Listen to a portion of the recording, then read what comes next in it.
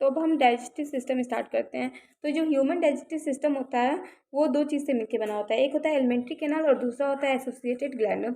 तो हम इस लेक्चर में हम बात करेंगे एलिमेंट्री कैनाल के बारे में। तो जो एलिमेंट्री कैनाल होता है, alimentary canal can begin with anterior opening opening mouth. जो एलिमेंट्री कैनाल होता है वो स्टार्टिंग होता है एंटीरियर ओपनिंग, माउथ के एंटीरियर ओपनिंग से, जिसे हम लोग माउथ कहते हैं।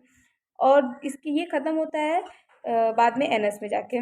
जो इसकी एंडिंग होती है एलिमेंट्री कैनाल की वो एनस तक होती है। तो माउथ से एनस तक का ये पूरा रहता है। तो हम इसके बीच का पढ़ेंगे। The mouth lead to the buccal cavity or oral cavity. तो माउथ जो है, जो बकल कैविटी और ओरल कैविटी है वहाँ से स्टार्ट करते हैं, वो उधर ही खत्म हो जाती है।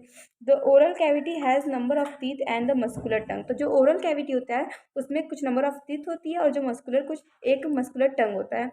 तो every teeth is embed in a socket of jaw. तो हर जो टीथ होती है वो जो जॉ होती है उसमें फंसी हुई होती है, और जो ऐसे अटैचमेंट को अटैच होती है वो जॉ में, उस अटैचमेंट को हम लोग थीकोडोंट कहते हैं। Majority of mammals include human beings form two set of teeth during their life. जितने मैमल्स हैं और जिसमें ह्यूमन बींग्स भी इंक्लूड कर दो, तो वो अपने पूरे लाइफ टाइम में दो तरीके की उनकी टीथ आती है। एक होता है एक को परमानेंट टीथ कहते हैं और एक होता है टेम्परेरी टीथ। जो टेम्परेरी टीथ होता है उसको डेसिशियल टीथ भी कहते हैं और मिल्क टीथ भी कहते हैं, जैसे कि दूध के दांत। और जो परमानेंट टीथ होती है, जो कि बड़े होने के बाद जब हम लोग एडल्ट हो जाते हैं या फिर बड़े होते रहते हैं, तो वो रिप्लेस कर देता है परमानेंट टीथ में। उसको एडल्ट टीथ भी कहा जाता है, परमानेंट टीथ भी कहा जाता है। तो ये दो टाइप के जो डेंटिशन होते हैं इन्हें हम लोग डाइफेकोडोंट कहते हैं।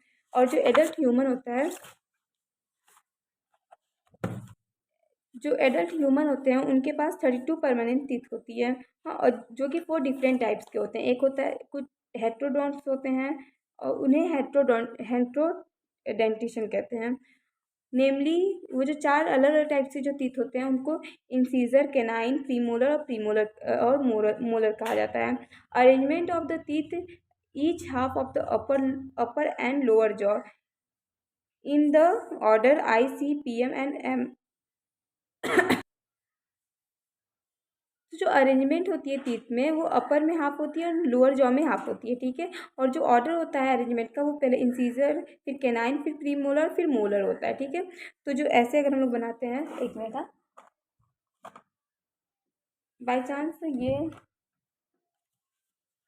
ये जो हम लोग का जॉ है, ठीक है। तो अगर ये जॉ है तो इसमें यहाँ हाफ कर देते हैं। तो ये जो है इंसीजर, केनाइन, मोलर, प्रीमोलर, ऐसे हाफ यहाँ पे बनता है, हाफ यहाँ पे बनता है। और यही हम लोग के पास दो होता है, ये अपर जॉ का हो गया, ये लोअर जॉ का हो गया। ऐसे दो हम लोग के दो पार्ट में डिवाइड होते हैं। तो जो इसका फॉर्मूला जो होता है वो होता है 2 1 2 3। जो 2 जो होता है इसमें इंसीजर होता है, 1 केनाइन होता है, 2 जो होता है प्रीमोलर होता है और 3 मोलर होते हैं। The hard chewing surface of the teeth made of इनेमल्स।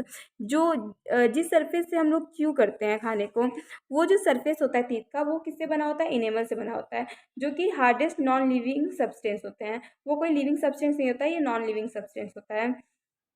और help in mastication of food, और ये हमें हेल्प करता है फूड के मैस्टिकेशन के लिए। अब हम पढ़ेंगे tongue. Tongue is the freely movable muscular organ. जो टंग है वो फ्रीली मूवेबल मस्कुलर ऑर्गन है और ये हमें पोस्टीरियर अटैच रहता है, पोस्टीरियरली अटैच रहता है।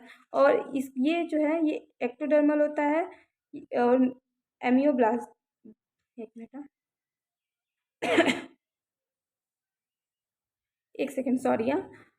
जो फूड होता है वो फ्रीली मूवेबल ऑर्गन होता है और मस्कुलर ऑर्गन होता है। वो जो है वो ओरल कैविटी की जो फ्लोर है उसे अटैच रहता है, और किससे अटैच रहता है? फ्रेन्यूलम से अटैच रहता है, हेल्प ऑफ फ्रेन्यूलम के। अब देखिए, in the surface of the tongue has small projection called papillae.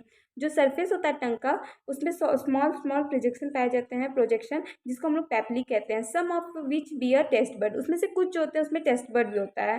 Taste bud को हम लोग गैस्ट्रुलर रिसेप्टर भी कहा जाता है।